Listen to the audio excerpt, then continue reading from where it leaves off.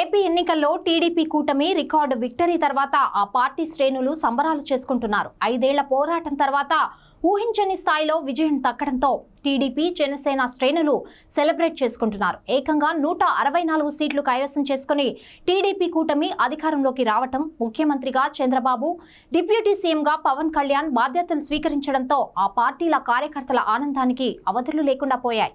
అయితే 1-2 చోట్ల ఈ సంబరాలు కాస్త శృతి తప్పుతున్న ఘటనలు చోటు చేసుకుంటున్నాయి. తాజాగా కృష్ణా జిల్లాలో టీడీపీ జనసేన కార్యకర్తలు కాస్త అత్యుత్సాహం ప్రదర్శించారు. ఓ గవర్నమెంట్ అధికారితో CM Chandrababu Naidu, deputy CM Pawan Kalyan కు క్షమాపణ చెప్పించారు.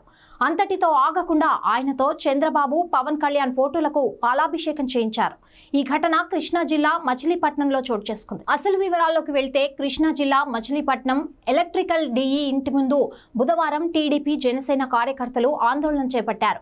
ఎలక్ట్రికల్ డిఈ ఇంటి ముందు నిరసన తెలిపిన 2 పార్టీల కార్యకర్తలు చంద్రబాబు, పవన్ కళ్యాణ్ కు క్షమాపణ చెప్పాలని డిమాండ్ చేశారు. అనంతరం ఆయనతో CM Chandrababu, deputy CM Pawan కళ్యాణ్లకు క్షమాపణలు చెప్పించారు. ఆ తర్వాత వారి చిత్రపటాలకు పాలతో అభిషేకం చేయించారు. చంద్రబాబు, పవన్ కళ్యాణ్ గురించి పొరపాటున పోస్టులు పెట్టానంటూ సదరు డిఈ మీడియాకు వివరణ ఇచ్చుకున్నారు.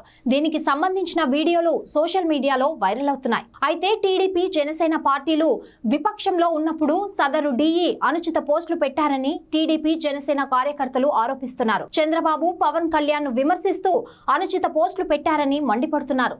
పద్ధతి మార్చుకోవాలని గతంలో 1-2 సార్లు చెప్పినా వినలేదంటున్నారు. అందుకే ఆయన ఇంటి వద్ద గాంధేయ పద్ధతిలో శాంతియుతంగా నిరసన తెలిపినట్లు చెప్పారు. అధికారులు ఎవరైనా ఇలాంటి పోస్టులు పెట్టి ఉంటే తొలగించాలని హెచ్చరించారు. లేకపోతే ఇదే పద్ధతిలో నిరసన వ్యక్తం చేస్తామని అన్నారు. నమస్కారం, నేను మీ ఎస్తర్ని.